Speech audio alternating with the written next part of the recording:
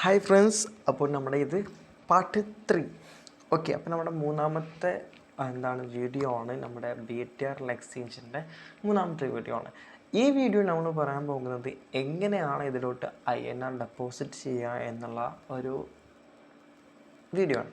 Okay, എങ്ങനെയാണ് നമ്മൾ INR ഇതിൽ ഡെപ്പോസിറ്റ് ചെയ്യുക.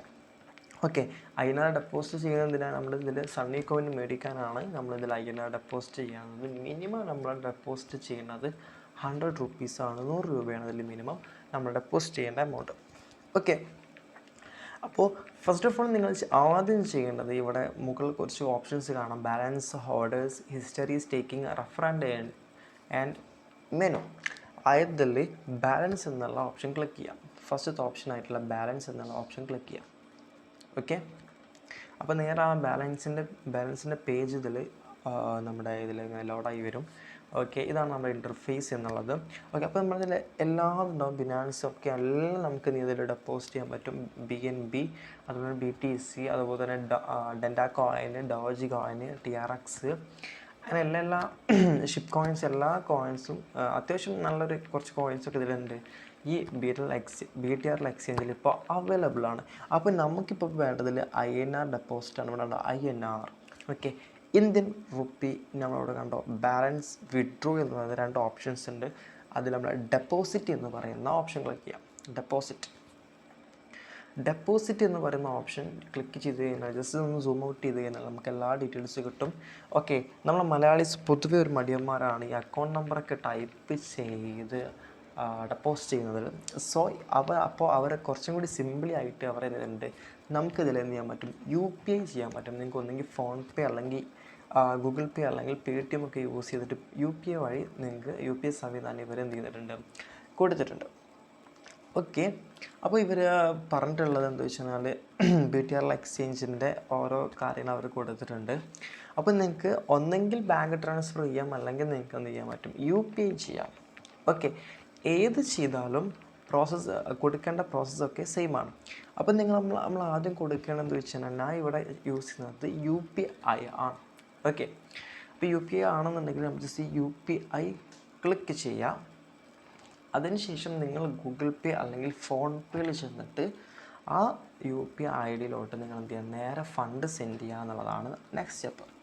ഓക്കെ, UPI-യിലേക്ക് ഫണ്ട് സെൻഡ് ചെയ്യുന്നത് നിങ്ങൾക്ക് അറിയാവുന്നതാണ്. ഞാൻ എടുത്തു പറയേണ്ട ആവശ്യമൊന്നുമില്ല എങ്ങനെയാണ് ഒരു UPI ID-യിലേക്ക് ഫണ്ട് സെൻഡ് ചെയ്യുക എന്നുള്ളത്. ഓക്കെ, ആ ഫണ്ട് ചെയ്തതിന് ശേഷം നിങ്ങൾക്ക് ഒരു സ്ക്രീൻഷോട്ട് അവിടെ നിന്ന് ലഭിക്കും.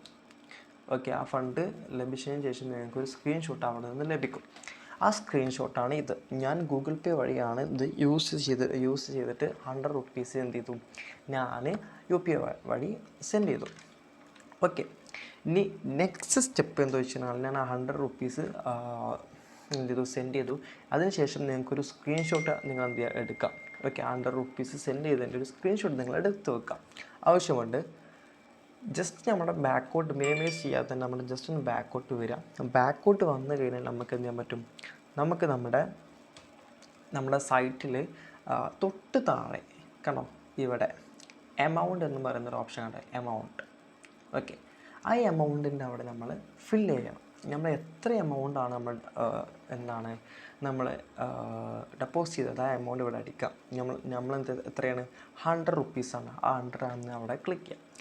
നെക്സ്റ്റ് UTR നമ്പർ അല്ലെങ്കിൽ UPI transaction ID number or reference ID, ഈ 3 ID-കളിൽ നിന്ന് ഏതെങ്കിലും ഒരു ID നിങ്ങൾ ഇവിടെ കൊടുക്കുക എന്നുള്ളതാണ്. അപ്പോൾ നമുക്ക് എന്ത് ചെയ്യാൻ പറ്റും, നമ്മളിപ്പോൾ UPI ആണ് യൂസ് ചെയ്തിട്ടുണ്ടെന്നുണ്ടെങ്കിൽ നമുക്കുണ്ടോ ഇവിടെ UPI ട്രാൻസാക്ഷൻ ID എന്നുള്ള സംഭവം ഉണ്ടാകും. ഓക്കെ, അത് ജസ്റ്റ് അവിടെ ടൈപ്പ് ചെയ്ത് കൊടുക്കാം. അല്ലാതെ നമ്മൾ IMPS ആണ് കൊടുത്തിട്ടുള്ളതെന്നുണ്ടെങ്കിൽ അതിൽ UPI ട്രാൻസാക്ഷൻ ID ഉണ്ടാകും. അതുപോലെ തന്നെ അതിലെന്തുണ്ടാകും, നമ്മുടെ റെഫറൻസ് ID ഉണ്ടാകും. അപ്പോൾ നിങ്ങൾക്ക് ഏതെങ്കിലും ഒരു ID എടുത്തിട്ട് നിങ്ങൾക്ക് എന്ത് ചെയ്യാൻ പറ്റും, റെഫറൻസ് ID ആണ് നിങ്ങൾ എന്ത് ചെയ്യുക, അതാണെന്നുണ്ടെങ്കിൽ ഇവിടെ എന്ത് ചെയ്യുക, ഇവിടെ കൊടുക്കുക. എവിടെ, ഈ ഫസ്റ്റ് കോളത്തിൽ ആ ട്രാൻസാക്ഷൻ ID എത്ര വെച്ചാൽ അതിവിടെ ക്ലിക്ക് ചെയ്യാം. ആ സെയിം എന്ത് ചെയ്യുക,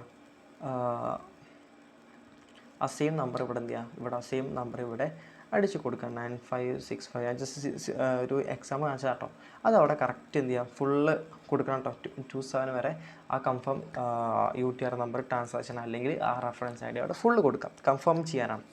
അതിനുശേഷം റീമാർക്ക് എന്നുള്ള ഓപ്ഷൻ കാണാം. റീമാർക്ക് എന്നുള്ള ഓപ്ഷനിൽ നിങ്ങൾക്ക് എന്ത് ചെയ്യാൻ പറ്റും, ഇവിടെ പേഴ്സണൽ എന്നുള്ള സംഭവം കൊടുക്കാം. പേഴ്സണൽ അത് ജസ്റ്റ് എന്ത് ചെയ്യുക, ആ പേഴ്സണൽ എന്നുള്ളത് ഇവിടെ കോപ്പി പേസ്റ്റ് അടിക്കുക. ഈ റിമാർക്ക് എന്നുള്ള അവിടെ പേഴ്സണൽ എന്ന് സെർച്ച് ചെയ്യാം. അതിനുശേഷം നമ്മൾ നേരത്തെ ഒരു സ്ക്രീൻഷോട്ട് എടുത്തില്ലേ, ഇവിടെ ചൂസ് ഫയൽ എന്ന് കൊടുത്തിട്ട് നമ്മൾ നേരെ വരും, ഗാലറിയിലോട്ട് വരും.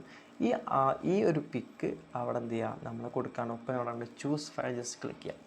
അതിനുശേഷം ഇവിടെ ബ്രൗസ്, നിങ്ങൾക്ക് എങ്ങനെയാണെന്ന് വെച്ചാൽ നിങ്ങളിതിൽ രീതിയിൽ വരുന്നത് പോലെ നിങ്ങളത് ചെയ്യുക.